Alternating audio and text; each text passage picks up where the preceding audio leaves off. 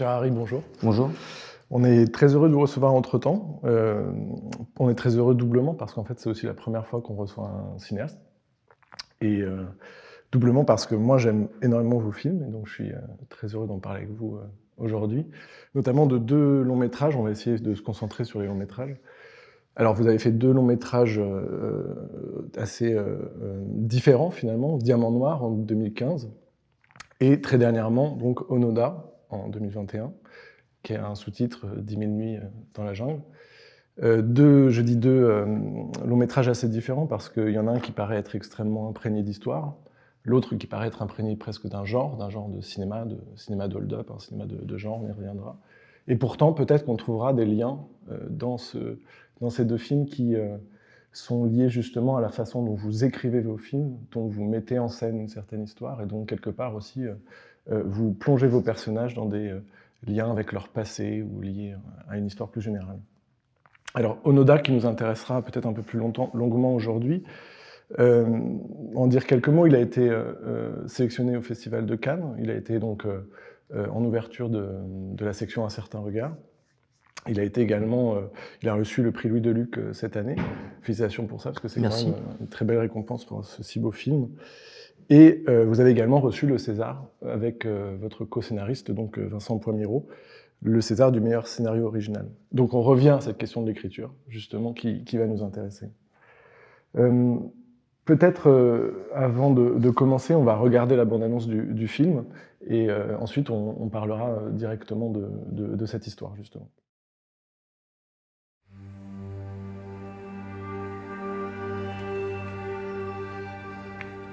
お前の体はお国そのものだ。敵の手に渡してはならん。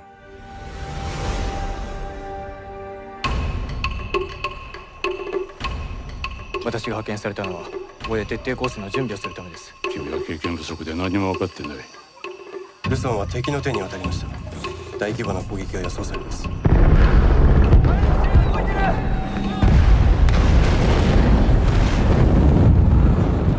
隊長殿、これからどうしますか。体制を立て直そう。まだ気力の残っている信頼できそうな兵士だけをこちらに残そう。4人でうまく連携すれば数百は壊せるだろう。アメリカ人はどこ行った？ No Yankee, war over. 俺は通常の軍隊の兵士ではない。秘密学校で秘密の教育を受けたんだ。最初の秘密。君たちに死ぬ権利はない。木の根っこでも食って生き残るんだ。はい、はい、隊長殿と一緒にやります。勝利の日まで。畑仕事は許すにしても、奴らに常に危険を感じさせておけば島全体を支配できる。3年でも5年でも止まれ、必ず迎えに来る。奴らはワーオーバーと言っていました。みんな聞きましたよね。お前のその態度2人になったからってな、安全だと勘違いすんじゃねえぞ。いいか。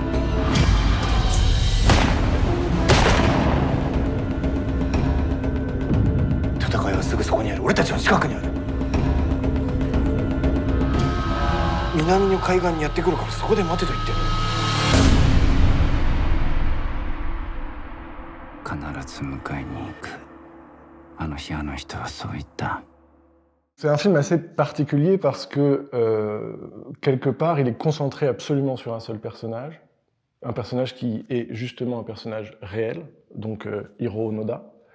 Est-ce que vous pourriez peut-être déjà commencer par nous dire qui il est et comment en fait vous l'avez rencontré d'une certaine manière et qu'est-ce qui a fait que ce personnage-là a créé ce désir de film, justement, de cinéma? Alors, le point de départ, c'était un désir de film d'aventure. Je voulais faire un film d'aventure, donc c'est une envie assez large. Je cherchais en lisant des récits. Enfin, je suis et j'ai été depuis que je suis gamin un grand lecteur de romans d'aventure notamment. Enfin, Joseph Conrad, Stevenson. Mais Stevenson, je l'ai découvert plus tard. Je l'ai découvert quasiment vers 30 ans. Et en fait, je pense que c'est un peu, entre autres, la découverte de ces romans qui m'a mis sur ce désir. Et je cherchais en lisant aussi beaucoup de récits de non-fiction, et je trouvais pas tellement d'accroche. J'avais écrit quelques synopsis qui étaient plutôt des trucs de navigateur, enfin bon, mais ça me convainquait pas. Et c'est mon père qui m'a parlé d'Onoda, parce qu'il savait que je cherchais à trouver un sujet. Et il m'a dit, mais t'as qu'à t'intéresser à ce mec là, qui est resté des années sur une île, à croire que la guerre n'était pas finie. Et donc c'est arrivé vraiment de manière assez légère et de la part de mon père un peu comme une blague. Enfin, une blague. Disons, il imaginait, je pense pas, que j'allais vraiment essayer d'en faire un film. Et en fait, Onoda, donc moi j'ai tapé sur Wikipédia. J'avais pas son nom, il se souvenait pas de son nom, il se souvenait pas des détails, donc j'ai mis soldat japonais sur une île, je sais pas. Et tout de suite est arrivé Onoda avec cette photo, une photo de lui jeune, qui est une photo qui est devenue très connue, qui est la dernière photo prise de lui avant qu'il parte.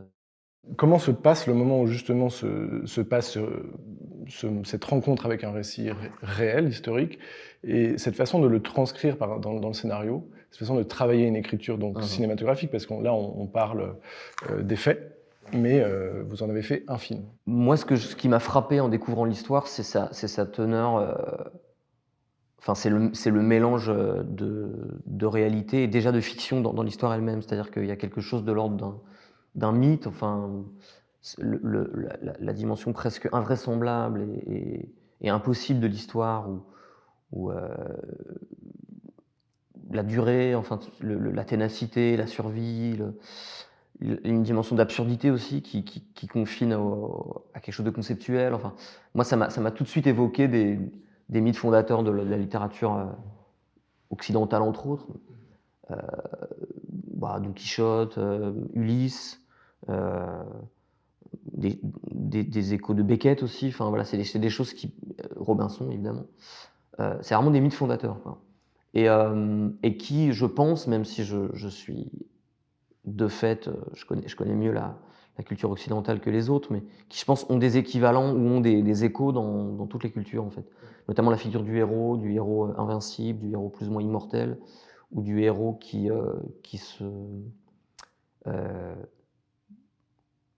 doit faire avec une forme de malédiction qui fait partie de son héroïsme. Voilà, toutes ces choses qui, en fait, sont constitutives de la psyché d'une communauté, quoi, ou d'une culture. Et donc, moi, ça m'a frappé comment Onoda, très récemment, en fait, puisque ça fait moins d'un siècle, a réincarné des valeurs, ou même si, en fait, dans les faits, ce qui, moi, m'intéressait, c'est que c'est extrêmement ambivalent et ambigu en termes moraux, mais il y a une dimension comme ça de réactualiser des valeurs qui ont quelque chose de transhistorique ou d'anhistorique, enfin. Et ça, c'est très frappant. Et donc, c'est une dimension, je trouve, de fiction à l'intérieur du fait divers historique. Et comme moi, en fait, ce qui m'intéresse, c'est la fiction, et même la fiction à teneur mythologique, en fait. Je trouvais ça, là, dans ce récit, tout était là pour ça. Qu'est-ce que vous appelez une fiction à teneur mythologique ? C'est-à-dire, quand on me dit, moi je m'intéresse à la fiction, c'est-à-dire j'ai toujours été, depuis que je suis enfant, fasciné par les histoires et par le rapport au monde que me proposaient les histoires, et même le challenge que les histoires constituent pour la réalité de tous les jours, celle qu'on vit, enfin, le challenge ou l'espèce de supplément d'ouverture. Mais enfin, il y a plein de gens qui font des fictions, qui s'intéressent à la fiction, et qui ancrent la fiction dans une dimension beaucoup plus quotidienne ou beaucoup plus... et d'ailleurs, parmi les réalisateurs qui, moi, me fascinent le plus, c'est le cas, donc je ne fais pas du tout de hiérarchie, mais j'ai été forcé de constater que je cherche, dans les histoires que je cherche à raconter, et qui ne sont pas toutes inspirées, pas forcément inspirées de la réalité, hein, mais je cherche instinctivement une dimension mythologique, quelque chose qui a à voir avec la notion de fondation ou de primitivisme ou d'explication du monde ou de peinture du monde entier, en fait, et de la condition humaine, la destinée humaine. Enfin, disons que je cherche quelque chose qui mêle, à chaque fois dans des histoires, qui mêle des dimensions très réelles, très réalistes, voire documentaires, et cette dimension mythologique. Et donc tout était là, en fait, dans l'histoire d'Onoda. Mais moi, en fait, ça m'a permis très tôt de me dire, il ne s'agissait pas de faire un film factuel ou un film qui serait uniquement un compte-rendu des faits. Parce qu'en fait, dans l'histoire elle-même, la dimension romanesque et mythologique était extrême, quoi. Et encore une fois, le rapport, par exemple, avec Don Quichotte était évident. Oui, bien sûr. L'histoire d'un homme qui est porté par des valeurs chevaleresques, mais qui sont en contradiction absolue avec son temps et avec sa contemporanéité, et qui invente des raisons de se battre, des ennemis, et tout ça dans un imaginaire. Alors, dans Don Quichotte, c'est un imaginaire livresque et chevaleresque qui est antérieur au temps où se passe l'histoire. Et chez Onoda, c'est pas forcément le rapport au livre, mais en fait, c'est le rapport à un récit. C'est un récit qu'on lui a fait. On lui a dit, le Japon ne peut pas perdre la guerre, ne va pas perdre la guerre. Et c'est entre autres, ça repose sur tes épaules. Et en fait, ce récit, il le reliait à un temps ancestral, quoi, qui est lié à la tradition guerrière japonaise, mais aussi à des valeurs pas uniquement guerrières. Et donc, en fait, bon, moi, quand j'ai découvert l'histoire, ce qui est fascinant dans cette histoire, c'est que même quand on la lit en quelques lignes, elle est très pleine, elle est fascinante, elle est puissante. Et quand on rentre dans les détails, chaque détail est fascinant et intéressant, mais aussi comique parfois, absurde. Enfin, il y a un mélange comme ça qui renvoie aussi, enfin moi qui me renvoie en permanence aussi à la littérature, au cinéma, enfin, à des mises en forme que je pouvais projeter très rapidement.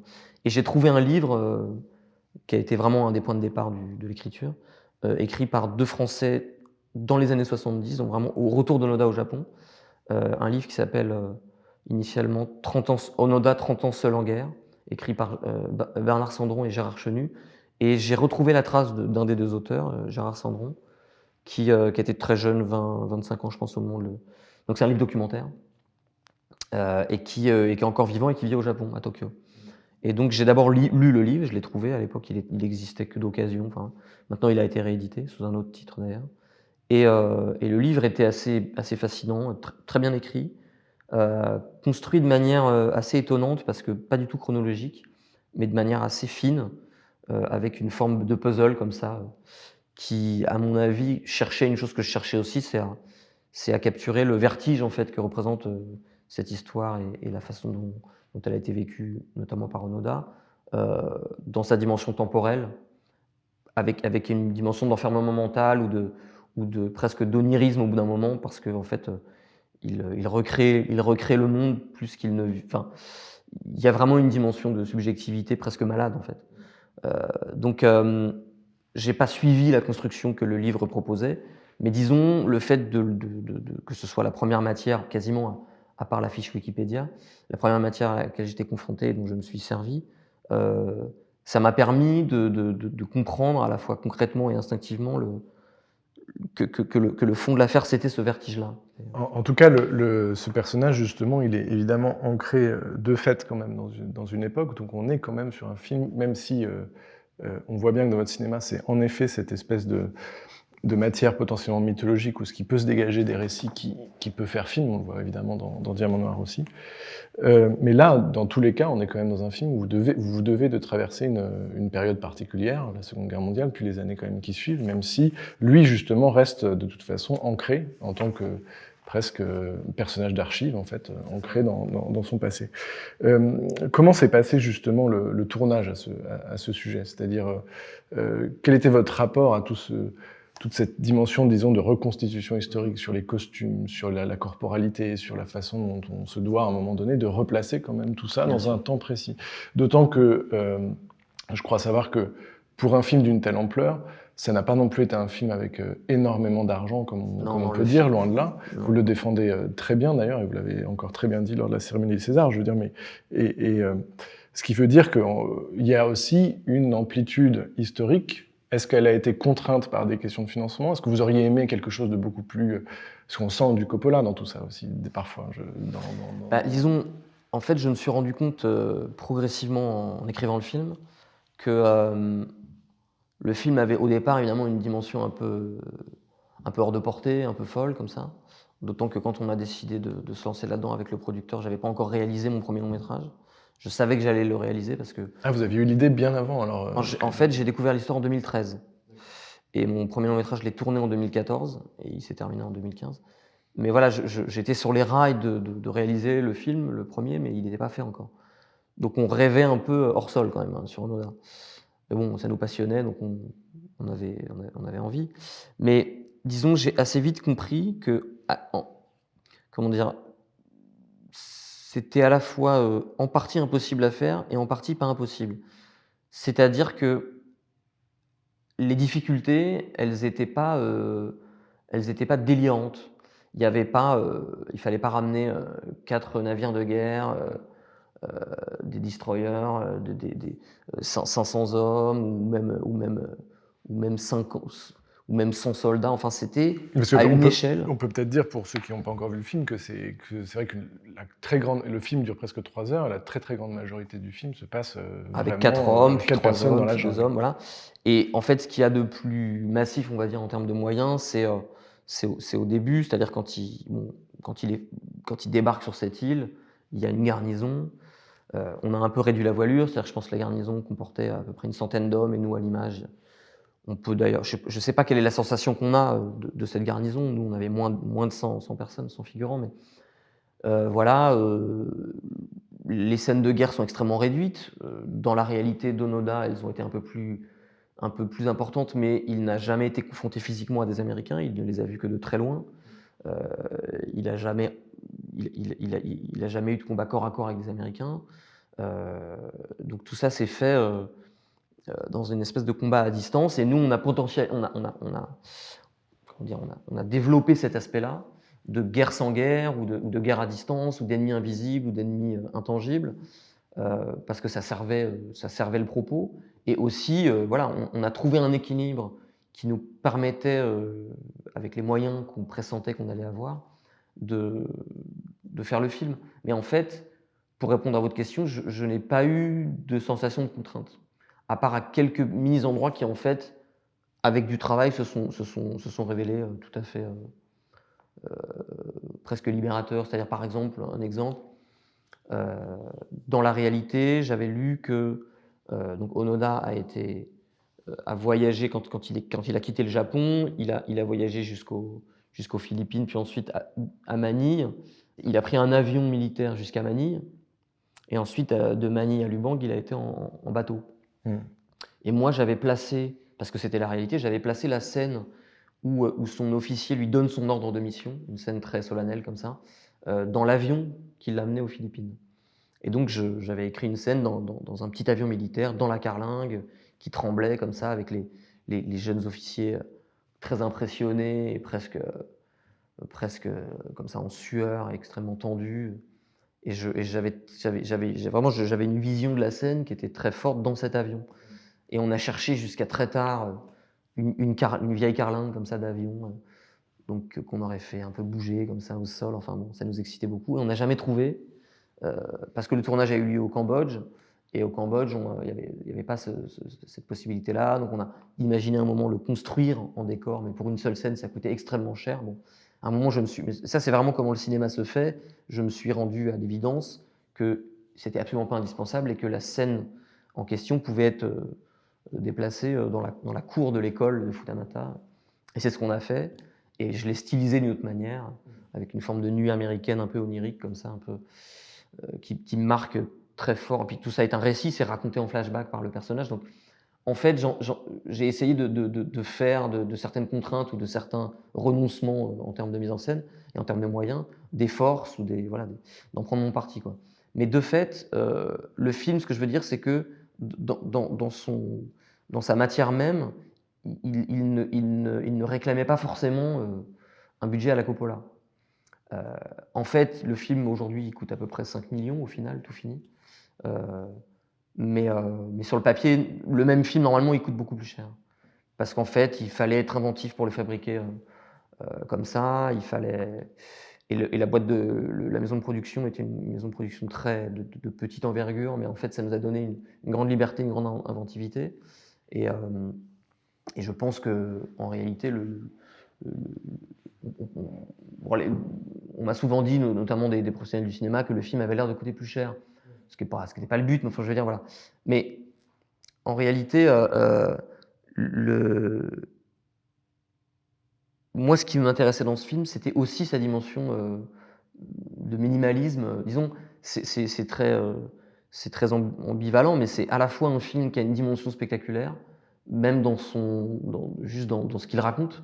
Un homme qui passe 30 ans à faire une guerre qui n'existe pas sur une île du Pacifique, et qui, d'une certaine manière, met en échec. Il remet en cause même l'idée que le Japon a perdu la guerre, puisque tant qu'il y a un soldat japonais qui lutte encore, est-ce que la guerre est perdue? Donc ça, il y a quelque chose de spectaculaire même quand on le raconte. À l'image, il y a quelque chose de... Enfin, moi, je voulais que l'expérience soit une expérience puissante, avec une dimension épique, une dimension poétique comme ça, picaresque, enfin... Et en même temps, le film n'est pas un film de guerre spectaculaire, avec des batailles délirantes, en termes numéraires, c'est pas fou. Enfin, donc c'est cette articulation-là qui me plaisait et qui, en fait, racontait pour moi ce que je cherche au cinéma, c'est-à-dire des histoires qui peuvent être qui ont une dimension minimaliste, mais qui renvoient à la totalité, en fait, c'est-à-dire à l'histoire de l'humanité, à la condition humaine. D'autant que ce qui est très intéressant, c'est que ça marche aussi très bien avec ce que dit le film. C'est-à-dire que cet équilibre presque entre un cinéma minimaliste, enfin, en tout cas économe d'une certaine façon, et cette idée de se concentrer sur ce qu'on appelle la micro-histoire, quasiment, fonctionne très bien, enfin se rencontre très bien. C'est aussi pour ça que le film, je pense, fonctionne. Il y a une dimension d'absolu, en fait. C'est-à-dire le personnage, il est mu par un rapport à l'absolu, même s'il ne le formulerait pas comme ça, parce que c'est pas un théoricien, c'est pas mais enfin, et une forme étonnamment de romantisme, même si on peut dire que le romantisme, c'est une catégorie occidentale, mais en fait, c'est plus compliqué que ça. Le Japon a été quand même très, très innervé par la pensée occidentale, notamment la pensée grecque, la pensée de l'Antiquité grecque, et le romantisme lui-même se référant au classicisme grec. Enfin, il y a quelque chose de l'ordre du romantisme, en fait, dans cette histoire, et du rapport à l'absolu romantique, mais à une échelle individuelle. Et tout ça fonctionnait très bien avec cette épure et avec cette économie. Voilà, moi j'y ai trouvé en fait quelque chose d'extrêmement libérateur, artistiquement, créativement. Alors après, voilà, je reviens à votre question qui était quel était mon rapport à la recréation, à la reconstitution aussi, au réalisme, enfin les costumes, etc. Il était très fort, c'est-à-dire que comme il y avait peu d'éléments, en fait il y avait très peu d'éléments pour faire croire à l'époque, à la réalité. Peu d'éléments parce que en fait les 3/4 des décors c'est de la jungle. Au bout d'un moment, ils se construisent des cabanes, enfin, et puis à un moment très tardivement, le contemporain revient via ce jeune homme Suzuki, mais pendant enfin, le contemporain de l'époque, voilà, 74. Mais en fait, pendant les 3/4 du film, il y a cette dimension anhistorique ou presque abstraite prend toute la place. Donc c'était fondamental pour moi que le point de départ, c'est-à-dire ce qu'on voit au Japon, les quelques scènes qu'on voit au Japon, l'école de formation de Futamata, la garnison au départ avec les officiers, les quelques officiers japonais et les soldats japonais, les objets, les quelques objets qui vont finir par accompagner Onoda, c'est-à-dire la carte dont il hérite, les couteaux, les costumes, voilà. Que ces choses-là soient extrêmement crédibles, très incarnées, qui aient une physicalité très grande, et en même temps que ce soit qu'il y ait une dimension esthétique aussi, une forme de beauté, de noblesse de ces quelques éléments pour frapper l'imaginaire. Et que cette intrication entre le réel et la fiction mythologique se joue aussi au niveau physique, au niveau concret, quoi.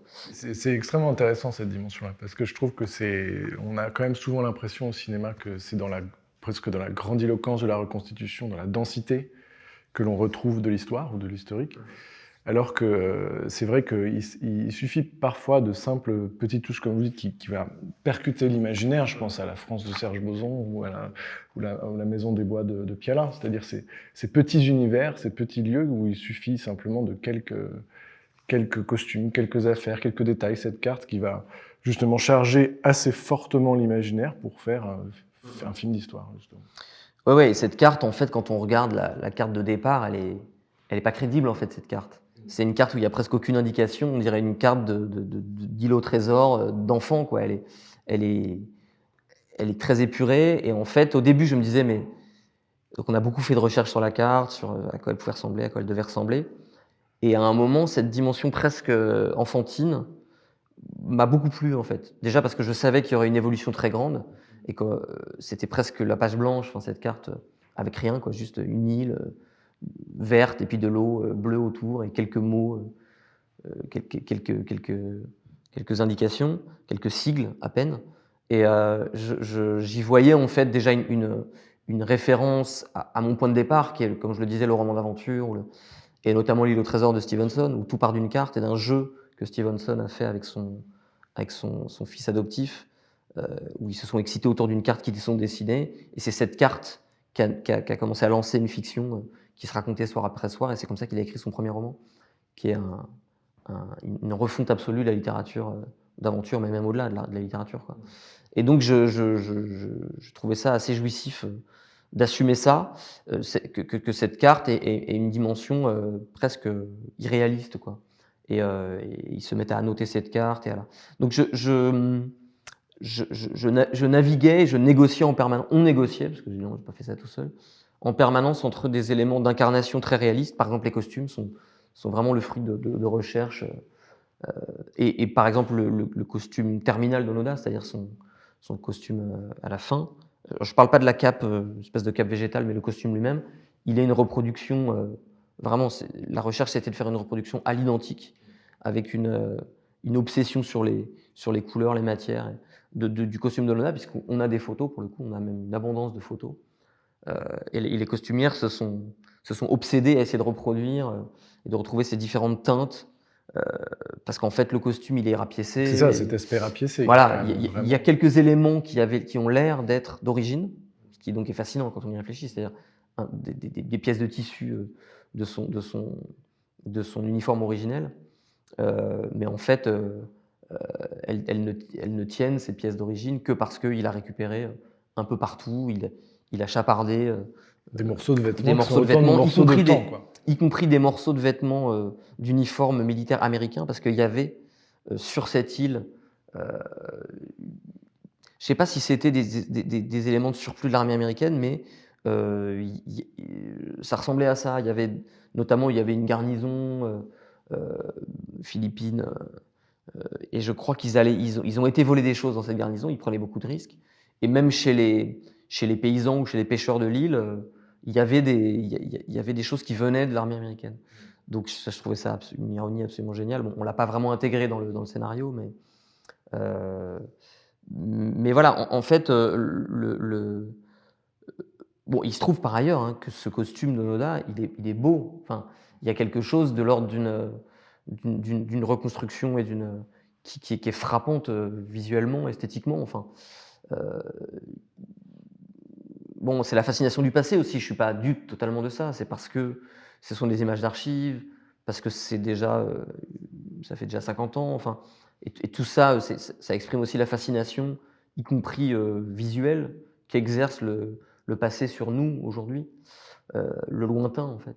Et puis c'est notre préhistoire, c'est-à-dire quand on va dans un surplus de l'armée ou au puce de Clignancourt et qu'on trouve des choses du militaire, enfin, même la solidité nous plaît parce qu'elle est du passé et qu'on a l'impression qu'on a perdu quelque chose.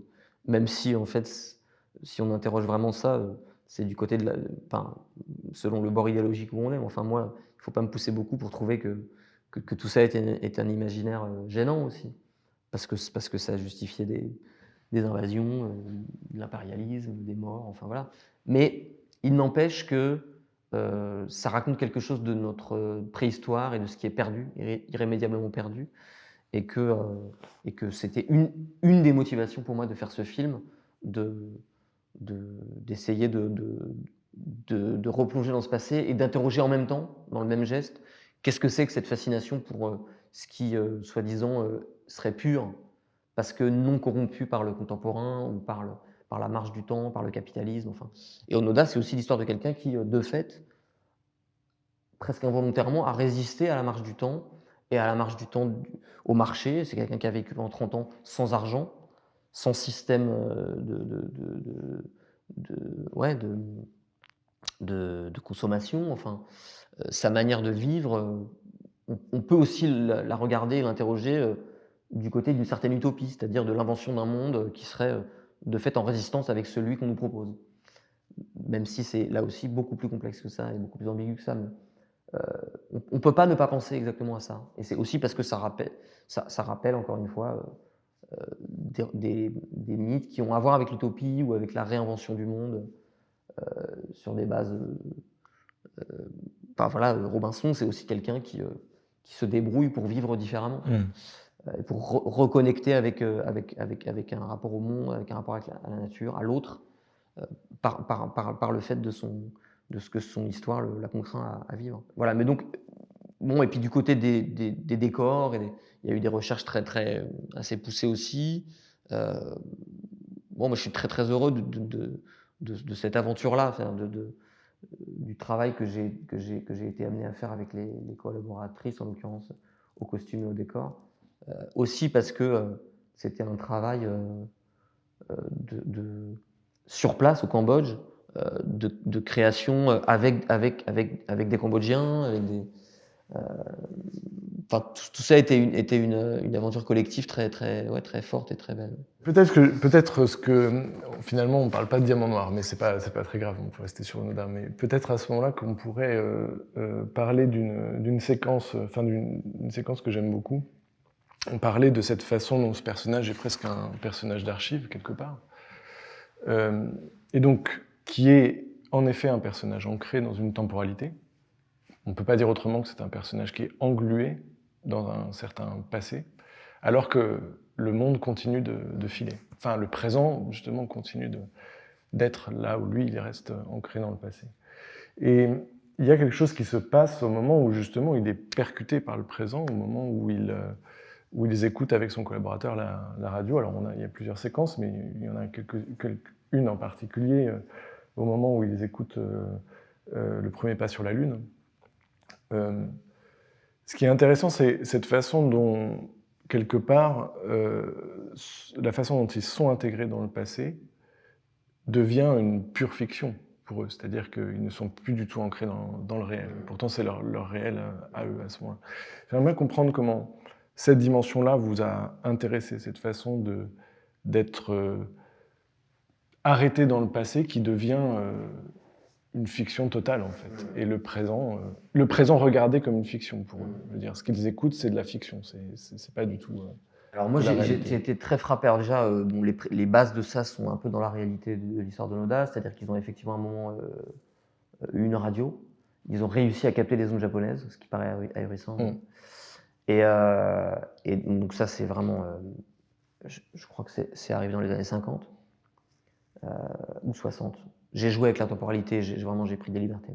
Et en fait, ils ont eu un comportement paranoïaque, de vraiment, qu'on peut dire complotiste un peu, où comme ils entendaient des nouvelles à la radio qui confirmaient la fin de la guerre, et même des rapports amicaux entre le Japon et les États-Unis notamment, ça remettait en cause de manière impossible pour eux leur présence et leur mission. Et donc Onoda a refusé de prendre ça pour argent comptant. Avec son camarade, ils étaient deux à ce moment-là. Mais ce qui est vachement intéressant, enfin ce qui moi m'a passionné, c'est qu'ils n'ont pas refusé en bloc. Et de même, on leur a donné des journaux aussi, ce que je montre dans le film. Et la manière dont ils analysaient, dont ils décortiquaient les nouvelles des journaux est la même. C'est-à-dire qu'ils ne refusaient pas absolument en disant tout est faux. Ils sélectionnaient parce qu'ils considéraient que la propagande, c'est toujours prendre du vrai et le déformer et le transformer en mensonge ou en manipulation, mais sur une base factuelle. Parce qu'en fait, c'est comme ça qu'on ment le mieux. Et d'ailleurs, c'est vrai dans la vie. Quand on ment à quelqu'un, on arrange des éléments, on en passe d'autres sous silence, on crée des liens, on invente à des endroits, mais ce n'est jamais tout blanc, tout noir, quoi. Et donc, en fait, qu'est-ce que c'est ? Ça, c'est faire de la fiction. C'est-à-dire utiliser des éléments de la réalité, des éléments en tout cas qui apparaissent comme faisant partie de la réalité, et les réagencer pour raconter une histoire, un récit. Et donc Onoda, moi je pense que c'est une des choses qui m'a le plus intéressé dans cette histoire, c'est que pour tenir aussi longtemps, et pour tenir sur une base qui n'est pas une base de folie, parce que je pense qu'il n'était pas fou, a dû être extrêmement créatif, extrêmement imaginatif. Et non pas simplement dire c'est faux, l'histoire de départ, c'est vrai, le Japon gagne. Il a fallu que ce soit beaucoup plus dans le détail en fait. Il a fallu coudre et tricoter des éléments entre eux pour faire sens. Et donc ça, c'est faire usage de son imagination, de son intelligence et de sa créativité. Donc il y a pour moi une dimension presque esthétique pour maintenir la fiction, le récit originel d'un monde qui s'accorde à ce qu'il veut et qui est donc un monde selon lui plus valable et donc plus beau, plus bon, enfin meilleur que le monde soi-disant qu'on lui décrit comme vrai, c'est-à-dire le monde du présent. Il doit façonner. Et voilà, moi je voyais là une image de ce que je faisais moi, quoi, de ce qu'on fait quand on raconte des histoires. Et donc j'avais aussi lu que parmi les choses qu'ils avaient entendues à la radio et qu'ils n'avaient pas contestées, en tout cas pas absolument, il y avait le programme spatial et les premiers pas de l'homme sur la Lune. Alors je ne sais pas s'ils ont entendu, je pense qu'ils n'ont pas entendu en direct.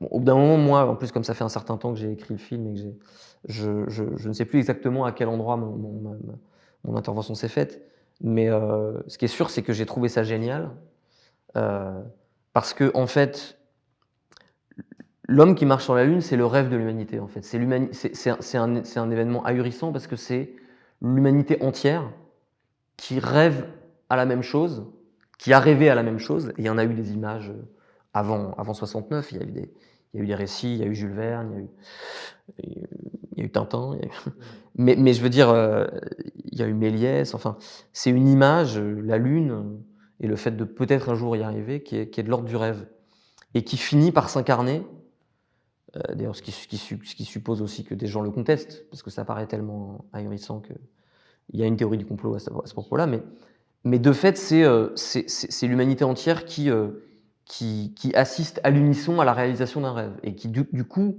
comme c'est hors de portée, enfin, on en a vu des images, on l'a entendu, mais c'est vécu comme une forme à la fois comme un moment de réalité, de présent, et un moment onirique, quoi. Parce que se représenter ça, c'est comme le rêver, quoi. Et donc, je trouvais assez fou que, à leur place, à eux, qui est deux hommes dans un territoire inconnu, en fait, qui ressemblent en plus à cette situation. C'est frappant comment les hommes qui ont marché sur la Lune, ils étaient deux. Ils étaient dans un territoire sauvage, de fait, sans construction. Et que, voilà, Onoda et Kozuka, ils étaient deux dans un territoire qui était devenu presque lunaire, et dont ils étaient les colons, puisqu'ils se vivaient comme des colons, ou comme un poste d'avant-garde, comme ça. Le fait qu'ils assistent en direct, par le truchement de la radio et du son, à ce moment rêvé, je trouvais ça génial qu'ils ne le remettent pas en cause, en fait. Je trouvais ça fou. C'est-à-dire qu'en fait, leur besoin de croire et de rêver et de jouir de cet événement-là, à ce moment-là, est le même que celui de l'humanité. Alors même qu'ils se vivent comme en résistance et que, de fait, ils sont complètement isolés, y compris dans leurs croyances. Ils sont les seuls à croire à ce à quoi ils croient, à ce moment-là. Donc ce point de convergence, je le trouvais fou, quoi. C'est quand le présent se met à rêver qu'il Oui. rêve avec eux. Voilà, en fait, pour moi, ça voulait dire aussi qu'ils vivent, l'histoire qu'ils vivent, eux, par ailleurs, est aussi un rêve de l'humanité.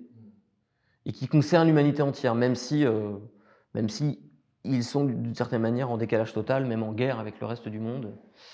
Donc je trouvais que là, il y avait quelque chose de vertigineux et de drôle aussi, d'où la possibilité de jouir ou d'être frappé par ça. Voilà, je voyais aussi un rapport à l'enfance très grand là-dedans, parce que je pense que quand je dis que c'est le rêve de l'humanité, c'est aussi un moment où, bon, moi je l'ai pas vécu, hein, j'étais pas né, mais même quand on l'entend, quand on réécoute cette archive, il y a quelque chose de l'ordre du rêve d'enfance, quoi. On est confronté à une simplicité absolue. Deux hommes qui ont traversé l'espace et qui marchent sur une boule que nous on voit, et ils sont là-dessus, quoi. Et c'est pour ça que le fait que Hergé l'ait dessiné dans Tintin, le fait que Jules Verne l'ait imaginé dans un livre, enfin, c'est des imaginaires d'enfance en fait. Mais d'enfance qui valent ensuite pour l'adulte, quoi, ou pour l'humanité en général. C'est une dimension irréductible d'enfance. Et pour moi, l'histoire de Noda racontait ça aussi. C'est l'histoire d'un homme qui est aussi un enfant et qui refuse de grandir. J'avais trouvé cette formule, c'est quelqu'un qui vieillit mais qui ne grandit pas. Et je trouvais que l'incarner avec ce moment où ils ont les yeux qui pétillent en entendant ce fait ahurissant que deux hommes, en même temps que eux sont là, sont en train de marcher sur la Lune, et de les montrer en train encore une fois, d'en être émerveillés et d'en jouir, il y avait là un point très fort, quoi. Merci beaucoup Arthur. Merci à vous.